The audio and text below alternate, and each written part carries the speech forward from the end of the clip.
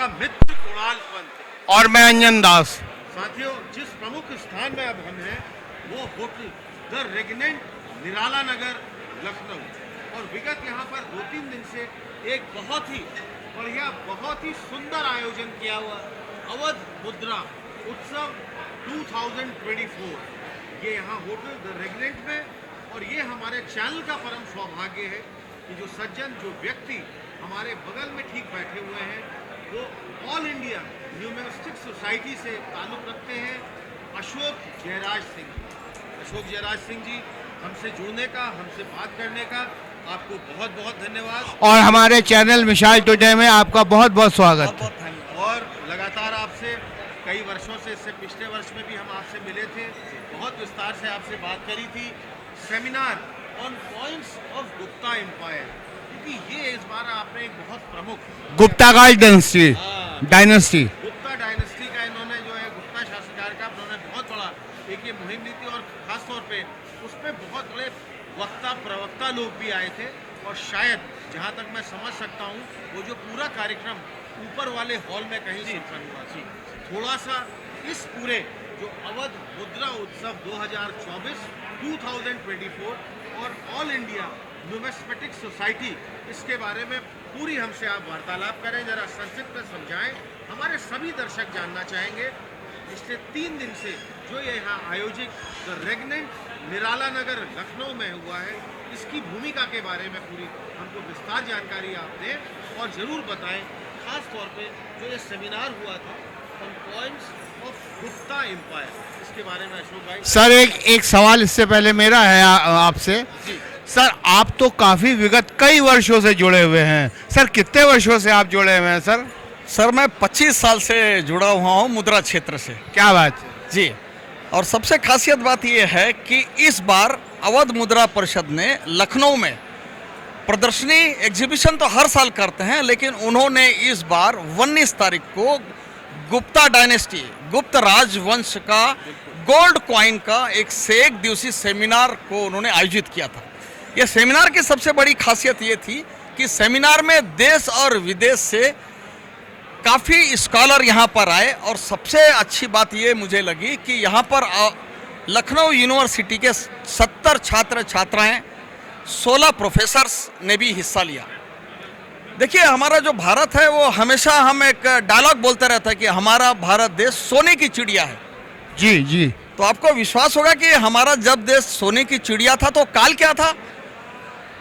तो अंजन साहब, वो काल था गुप्त पीरियड का, गुप्त राजवंश का, जिस काल में हमारे पूरे भारतवर्ष में सोने के ही सिक्के 90% चले। मेरे ख्याल से आप चंद्रगुप्त जी मौर्य सर की बात कर रहे हैं। नहीं सर, चंद्रगुप्त मौर्य मौर्य वंश के थे, और ये चंद्रगुप्त द्वितीय जो थे, चंद्रगुप्त डायनेस्टी अलग है, सेकंड है। तो चंद्रगुप्त का जो नाम है वो बहुत जगह कॉमन मिलता है। तो मौर्य में भी चंद्रगुप्त थे, उनको मौर्य की उपाधि थी, और इनको चंद्रगुप्त थे, ये विक्रमादित्य की उपाधि थी। तो हमारे हिसाब से ये एक अद्वितीय मेल है दोनों का। लेकिन गुप्त साम्राज्य की सबसे बड़ी खासियत ये थी कि आपने सुना होगा कि अश्वमेघ यज्ञ हुआ था। जी। अब अश्वमेघ का प्रमाण देखिए, वो पौराणिक है, तो हम उसको इतिहास से नहीं जोड़ना चाहेंगे, लेकिन जो समुद्रगुप्त थे, गुप्त डायनेस्टी के राजा, उनके सिक्कों पे अश्वमेघ का एक अंकन मिलता है, और उस पे लिखा होता है ब्राह्मी लिपि में अश्वमेघ पराक्रमः। तो ये बहुत बड़ी कड़ी है कि हमारे रामायण में जो लिखा है कि भगवान राम ने अश्वमेघ यज्ञ किया, जिसको लवकुश ने रोका, उनका युद्ध हुआ, तो उसके बाद से सीधा प्रमाण अश्वमेघ का गुप्त साम्राज्य में गुप्त के सिक्कों पे पाया जाता है। तो ये हमारे देश की परंपरा में एक अद्भुत योग है इतिहास में। अब मेरा अशोक जयराज जी से आपसे बड़ा प्रमुख प्रश्न है कि खास तौर पे ये जो पूरा आज यहाँ पर अवध जो पूरा अपना उत्सव लिया हुआ है 2024, और पूरा न्यूमिस्टिक सोसाइटी का भी ये जो पूरा अपने कार्यकलाप हैं, जितने कार्यक्रम आपके लिए जाते हैं, एक्सचेंज ऑफ कॉइन्स, करेंसीज, तो क्या ये पुराने और एंटीक आइटम्स भी हैं, और बहुत एंटीक आइटम्स हैं जिसमें बहुत वो है, तो ये करेंसी किस तरह से वो वहाँ पर किस तरह से समझी जाती है, इसको किस तरह से पहचाना जाता है, और उसकी क्या आज की तारीख में अगर मान लीजिए हम आज 2024 में हैं, उसकी कितनी वैल्यूएशन ली जाएगी, वो किस तरह जाना जाता है, ये थोड़ा हमारे सभी दर्शक जरूर जानना चाहेंगे। देखिए, सबसे पहले मैं आपसे क्षमा मांगूंगा कि जो लोग अगर गूगल को फॉलो करते हैं तो वो कृपया करके गूगल को फॉलो ना करके लखनऊ के इस एग्जीबिशन में आए, क्योंकि गूगल में आजकल इतने ज़्यादा फ्रॉड लोग भर गए हैं कि उनके कारण लोग इतने भ्रमित होते हैं कि वो सिक्का लेके आते हैं 20 रुपए का, जिसकी वैल्यू गूगल वाले बताते हैं या फ्रॉड वाले जो बताते हैं 2 लाख रुपए की वैल्यू, तो वो बड़े उम्मीद से लेके आते हैं। मेरे सभी लोगों से उम्मीद है कि जिस शहर में इतना बड़ा आयोजन होता है, ये देखिए आयोजन में देश भर के सम्मानीय व्यक्तियों को आमंत्रित किया जाता है और रजिस्टर्ड डीलर को, जिनको सब लोग पहचानते हैं, उनको यहाँ पर लाया जाता है। आप सिक्का लेके आइए, आप नोट लेके आइए, उनसे वैल्यूएशन कराइए, जो वैल्यूएशन ये करेंगे वो सही है। बाकी आप गूगल में फॉलो अप करेंगे तो वह मैं सोचता हूँ कि वो मुनासिब नहीं है, क्योंकि उसके कारण हमारा देश का इतिहास अब धीरे धीरे खराब हो रहा है। सर एक क्वेश्चन में मैं आपसे ये पूछना चाह रहा हूँ, ये जो पुराने सिक्कों की या नोटों की वैल्यूएशन होती है, जैसे अभी बताया कि एक 10 रुपए का नोट वो 18,000 का है, कारण उसमें अंतर ये था कि जो उसमें नंबर छपे हुए थे वो थोड़ा सा ऊपर था, RBI से। देखिए, हम उसको मिसप्रिंट नोट बोलते हैं, एक्चुअल में वो मिसप्रिंट है। मिसप्रिंट, हाँ, मिसप्रिंट नोट। अब वो देखिए मिसप्रिंट वर्ल्ड की वैल्यू क्यों हुई, क्योंकि वो लाखों में एक नोट वो मिसप्रिंट हुआ है। ये बात अब सिक्कों में देखिए कि अगर सिक्कों में अगर रेयर सिक्का है तो रेयर क्यों हुआ, क्योंकि उस राजा के कार्यकाल के 4-5 सिक्के ही मिले या बाकी गला दिए गए। तो रेयरिटी जो होती है वो क्वांटिटी की नहीं होती है, क्वालिटी की होती है। तो ये स्पष्ट आपको बताया कि लाख नोट में एक ही नंबर होगा। और कुछ ऐसा भी हो सकता है अशोक जयराज जी, जो बिल्कुल रेयरेस्ट ऑफ द रेयर, जो शायद मेरे ख्याल से एक आध कहीं पर भी किसी के पास हो और उसको छोड़ के शायद कहीं पर हुई नहीं, और उसकी वैल्यूएशन किस तरह से हो सकती है, क्या बताएंगे, कुछ क्या कहना चाहेंगे? सर देखिए, हर चीज़ बताऊं कि हर सिक्कों का कैटलॉग में सब रिकॉर्ड है, रिकॉर्ड्स हैं, ऑथेंटिक रिकॉर्ड्स हैं। जब अगर रिकॉर्ड हमारे पास में है तो ये सिक्का किस कार्यकाल का है, कितना है, इसका वैल्यूएशन कितना है। देखिए, वैल्यूएशन रेयर सिक्का वही कर सकता है। गवर्नमेंट कभी भी कोई भी सिक्कों का वैल्यूएशन नहीं करती। सिक्कों का वैल्यूएशन ऑक्शन के माध्यम से होता है। हमारे भारतवर्ष में 8 या 9 रजिस्टर्ड ऑक्शनर हैं, जिसमें से 4 इस हॉल में मौजूद हैं, उनका रजिस्टर्ड डीलर है। वो ऑक्शन करते हैं, वो ऑक्शन में जो सिक्का जितने का बिका वो उसका वैल्यू होता है, वो उसका वैल्यू फिक्स हो जाता है। तो वैल्यू ऐसे ऑक्शन के माध्यम से ही होता है। एक प्रश्न मेरे दिमाग में आ रहा है, जरूर उसको आप क्लियर करिए, थोड़ा सा रिजर्व बैंक ऑफ इंडिया हमारी गवर्निंग बॉडी है, हमारी करेंसी वगैरह पूरी चलती आती है।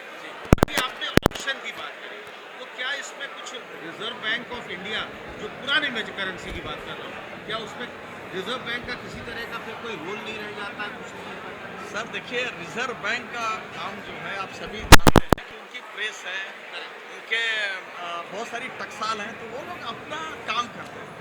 उनका काम ये करेंसी में और ये जो खरीदी बिक्री करते हैं, कलेक्ट करते हैं, तो उनका कभी भी कुछ भी इंटरफेरेंस नहीं है। अब कुछ लोग सोशल मीडिया पे उनके नाम से नोट डाल के रिजर्व बैंक को भी बदनाम करने की कोशिश करते हैं कि रिजर्व बैंक ने इसकी वैल्यूएशन इतना किया है, आप हमसे खरीदिए। ये सब टोटल फेक न्यूज़ है और सोशल मीडिया के माध्यम से मैं ये खाली ऑक्शन के माध्यम से ही होता है। जी जी जी सर, जी सर। अशोक भाई, आपने बहुत ही ज्ञानवर्धक, बहुत अच्छी कई चीजें ऐसी थी, बहुत खांचे थे और लोगों की जानकारी में ये चीजें नहीं थी, जो आज आपने क्लियर किया। तो साथियों, इसमें अगर कभी भी आपको ऑप्शन में जाना है या कभी भी आपने करेंसी एक्सचेंज में है, तो गूगल के सहारे बिल्कुल आप ना रहिएगा, जो हमारे अशोक भाई का ये अशोक जी का मैसेज है। ये बहुत बड़ा इनका एक मुख्य मैसेज भी अभी आज मुझे निकला, और ये कह रहे हैं कि जो ऑप्शन का है उसमें भी भले ही आप उसकी एक 500 रुपए की एक कैटलॉग आता है, किताब आती है जिसमें पूरी ऑप्शन वैल्यू, वो शायद आपने अभी हमारे सभी दर्शकों को, और जो ऑक्शन होता है वो रजिस्टर्ड हो जाता है उसके वैल्यू। रजिस्टर्ड होता है। और सबसे बड़ी बात कि वो ऑक्शनर आपको बिल देगा जिसमें गवर्नमेंट को पे की हुई जीएसटी भी होती है। तो ये हमारे लिए बहुत अच्छा है कि अगर कल उसको कुछ लगा कि एक सिक्का ठीक नहीं है, कम ज़्यादा है, वो ऑक्शनर को कभी भी क्लेम करके अपने पैसे वापस ले सकता है। ये बहुत बड़ी चीज बहुत अच्छी जानकारी दी आपने। करूंगा कि वो ऑप्शन को भी फॉलो करें और हमारे यहाँ जो रजिस्टर्ड डीलर जो तमाम आए हैं उनको भी फॉलो करें, क्योंकि इस हॉल में जितने भी डीलर बैठे हैं वो इस अवध क्वाइन सोसाइटी रजिस्टर्ड है। अगर उनसे कुछ भी होता है तो उसकी जवाबदारी अवध क्वाइन सोसाइटी की होती है। आपने बहुत बढ़िया बात अशोक भाई, आपने हमें बहुत अच्छी जानकारी, बहुत कुछ जानकारी पब्लिक को मिली, हमारे दर्शकों को भी। सर मैं एक चीज मिस कर रहा हूँ जो आपको जरूर कवर करना चाहिए मेरे हिसाब से, बताइए। कि पूरे हिंदुस्तान में अवध मुद्रा परिषद ही एक ऐसी मुद्रा परिषद है जिन्होंने जिस अच्छे स्कॉलर या डीलर का देहांत हो चुका है जो हमारे बीच में नहीं है, इसी स्टेज पे कल उनके परिवार को बुला के उनका बहुत सम्मान पूर्वक स्वागत किया गया है। तो मैं अवध मुद्रा परिषद के सभी पदाधिकारी, उनकी एंटायर टीम को इस नेक काम के लिए बहुत बहुत धन्यवाद अदा करता हूँ। नमस्कार। बहुत बहुत धन्यवाद। आइए कुणाल जी चलते हैं जरा। इसके थोड़ा आगे बढ़ते, हमसे जुड़ने का आपको अशोक भाई बहुत बहुत धन्यवाद। नहीं, अभी तो ये जुड़े रहेंगे, आप अभी धन्यवाद क्यों कर रहे हैं? हमारे आपको और आपके पूरी न्यूमिस्मेटिक सोसाइटी ऑफ इंडिया और अवध कॉइन्स जो 2024 से पूरा मुख्य अपना दिखाया, हमारे इस चैनल के माध्यम से आपको और आपकी पूरी टीम को I pray to God good luck. हार्दिक शुभकामनाएं, अनेकों बधाइयाँ। विशाल टुडे पूरे ग्रुप को और खासकर अंजन दा को और कुणाल जी को मैं विशेष धन्यवाद करूंगा, क्योंकि पिछले बार भी आप लोगों ने इस तरह का मीडिया का हमें सहयोग दिया। मैं लखनऊ का नहीं होने के बावजूद आपके मिसाल अरे सर, हम तो सब इतना हम तो सभी भारतीय हैं। जी सर, तो मैं आप दोनों का और आपके पूरे टीम का बहुत दिल से शुक्रिया अदा करता हूं कि आप हमेशा हमें इसी तरह का सहयोग प्राप्त करें और सर। पब्लिक को एक अवेयरनेस जो आप लोग फैलाते हैं इस नेक काम के लिए आपको बहुत बहुत धन्यवाद। बिल्कुल बिल्कुल, आपका आशीर्वाद चाहिए। धन्यवाद, बहुत बहुत आपको हार्दिक Thanks. शुभकामनाएं। आइए आगे चलते हैं कुणाल जी। चलते हैं। 3 लोग हैं ना, तो साथियों यहाँ पर हम लंच आपके साथ भी यही करेंगे। 2024 3 लोग हैं ना अपन, और मैं चौथा, हाँ, तो हमारे साथ लंच होगा आपका। ऋषि भाई हमारे ठीक बगल में, और हमारे मैनेजिंग पार्टनर अंजन दास जी भी है। इनका अपना एक बहुत बड़ा जैन ऑक्शन हाउस, हम चाहेंगे कैमरा पर्सन हमारे यहाँ से आके इसको पूरा जूम करके पूरा दिखाएं। जैन ऑक्शन हाउस कोलकाता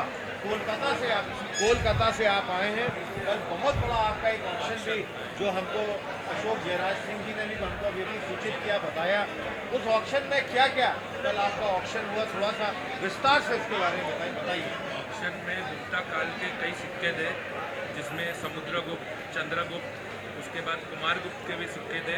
चंद्रगुप्त वही हो गया जिसको विक्रमादित्य का टाइटल मिला था। उसके कई प्रकार के सिक्के आते हैं, जैसे वीणा बादल जिसमें राजा वीणा बजा रहा है। उसके बाद उसका आर्चर आता है। एक उसमें कुमारगुप्त की सिक्की थी जिसमें राजा, युवा राजा कुमारगुप्त राजा शेर को मार रहा है, शेर का शिकार कर रहा है। उसमें काकटिया के जो साउथ इंडियन डायनेस्टी है उसके 2 बड़े बड़े सोने के पंचमार्क कॉइन्स थे, जो कि लगभग 600-700 साल पुराने हैं।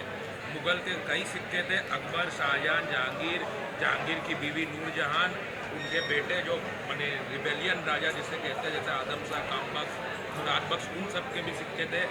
पूरी मुगल डायनेस्टी के सिक्के थे। ब्रिटिश काल के भी सिक्के थे, ब्रिटिश काल के नोट भी थे, और कई मेडल थे। और हमारे भारत के भी कई सिक्के थे, जैसे हमारे भारत में 1981 में केवल 5 फुट बोल के एक सेट और सिक्का बना था, वो 100 रुपये का सिक्का होता है, वो भी हमारे ऑक्शन में था, जो कि कल 1.25 लाख रुपए में बिका। कल 1.25 लाख रुपए में आप जो बता रहे कि हैं। भारत देश का अब मेरा आपसे ऋषि भाई एक बड़ा प्रमुख प्रश्न ये है, आज के समय में आप तो बहुत युवा पीढ़ी से हैं और इस काम को बहुत आप आगे तक, और खास तौर पे आपका ये इनके दादाजी भी स्तंभ थे जो एक्सपायर हो गए, जैन क्या नाम था उनका? श्री बाबूलाल जैन उनका नाम था। पूरे सिक्के के बने जो सिक्के का कलेक्शन करते हैं और काम करते हैं, सब उन्हें जानते हैं। बहुत बढ़िया आपने बात बताई। मेरा आपसे कुछ सिक्के आप दिखा सकते हैं? थोड़ा सा डिस्प्ले में हम चाहेंगे कुछ डिस्प्ले में जरा पब्लिक के अलावा दर्शकों को दिखाने के लिए। कैमरा पर्सन को ये थोड़ा सा इनके बारे में थोड़ा ब्रीफिंग आप दीजिए, बताइए। देखिए, ज़्यादा सिक्के रखे नहीं है। ये बंगाल सुल्तान का एक सिक्का है। बंगाल जिसमें- सुल्तान का? बंगाल सुल्तान का मुगल काल के पहले, अफगानी सुल्तानों का। इसमें ये हॉर्समैन टाइप है, जिसमें घोड़ा बना हुआ है। ये इसकी कहानी ऐसी है, दिल्ली के जो सुल्तान थे उसने 7 घोड़े भेजे थे बंगाल को फतेह करने, और केवल 7 घोड़े ने बंगाल को जीत लिया था। तो ये काफ़ी रेयर सिक्का है। उसके खुशी में उसने वो 7 घोड़ों को समर्पित करते हुए उसने ये सिक्का बनाया था, जो कि चांदी में है। ये जहांगीर का सिक्का है, लाहौर के मिंट से, क्योंकि जहांगीर ज़्यादातर लाहौर में ही रहता था। ये ताफलक जहांगीर खुद में न्यूमिस्मेटिस्ट था, वो खुद में सिक्कों का और आर्ट का बहुत ही दीवाना था। तो उसी ने सिक्के में कपलेट चालू किए थे बनाना, और उसी में हैवी वेट और कई तरह के सिक्के आते हैं, जैसे कि जोडियक सिक्का भी आता है जो हमारे ऑक्शन में भी था, और अशोक जी के पास भी कई है। तो ये उसका सिक्का है जहांगीर का, लाहौर के मिंट से। और ये रफ़ी दर्जात का सिक्का है, और ये भरतपुर का सिक्का है, ब्रिटिश काल का, ब्रिटिश की रानी बनी हुई है इसमें। ये भरतपुर के सिक्के हैं, और ऐसे कई सिक्के काफ़ी करके यहाँ पर मुगल ही सिक्के हैं। और ये जैंतियापुर का गोल्ड मुहार है। अच्छा, हाँ, ये काफ़ी रेयर होता है। ये जो अपने 7 सिस्टर्स है, ये उधर का सिक्का है। अच्छा, एक बात बताइए, कल जो आपका ऑप्शन हुआ है, इस ऑप्शन में सबसे ज़्यादा कीमत आपकी कितनी गई है सिक्के की, और किस सिक्के की? देखिए, सिक्के तो 5 लाख के ऊपर भी बिके, पर किसी पर्टिकुलर सिक्के का दाम खोलना ये पब्लिकली सही नहीं रहेगा, तो वो मैं नहीं। नहीं, देखिए, जैसे जैसा अभी अशोक जी ने हम लोगों को समझाया कि जब ऑक्शन होता है, आरबीआई की इसकी कोई गाइडलाइन तो है नहीं, आरबीआई इसकी वैल्यूएशन नहीं करती है। जैसे जैसे आप ऑक्शन करते हैं तो वो archaeological survey of India. Actually मैं कुछ कहना चाहता हूँ, सिक्के की कीमत देखिए कोई फिक्स नहीं है। सिक्के के जो खरीदार है और जो बेचवाल है, ऑक्शन पे और वो डिपेंड करता है वो कितने में लेना चाहेगा। गुप्ता के सिक्के लगभग 5 लाख के कल बिके, और जो हमने बताया काकटिया के बड़े गोल्ड कॉइन थे, उसमें एक सिक्का था जिसमें राम लक्ष्मण बने थे, वो भी बिका 5 लाख के ऊपर ही बिका वो। और मतलब आप अच्छा अच्छा अच्छा, आप पिताजी भी यहाँ बिल्कुल आ गए, हमारा परम सौभाग्य। ऋषि बेटे से तो हम इतनी देर तक बात कर रहे थे, आपके हम स्वयं को बहुत अच्छा लगा, क्योंकि आपका जैन ऑक्शन हाउस अपने आप में एक अपना बहुत ही प्रमुख प्रतिष्ठान। आप कोलकाता से आए हुए, और कल आपका मेजर ऑप्शंस भी यहाँ पर, जैसे ऋषि भाई ने भी बहुत विस्तार से हमको पूरी जानकारी दी। आज की तारीख में अगर माने तो आपसे बड़ा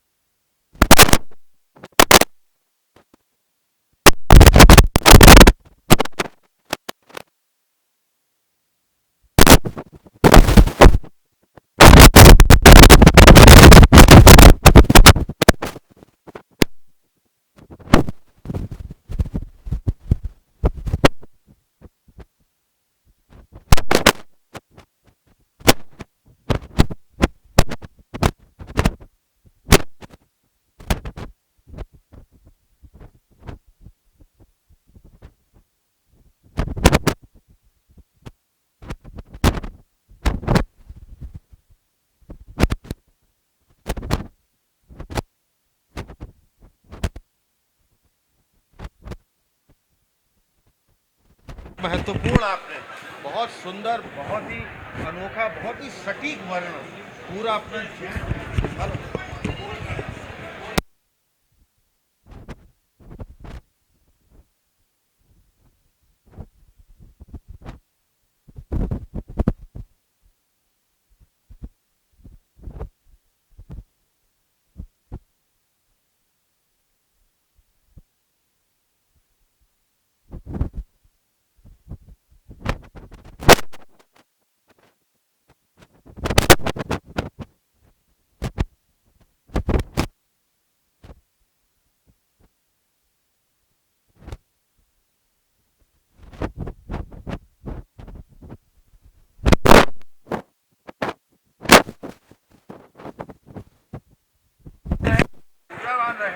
पूरी तरह से निभाएं। और सर हमारे विशाल टुडे में से बात करने के लिए आपको बहुत बहुत शुक्रिया।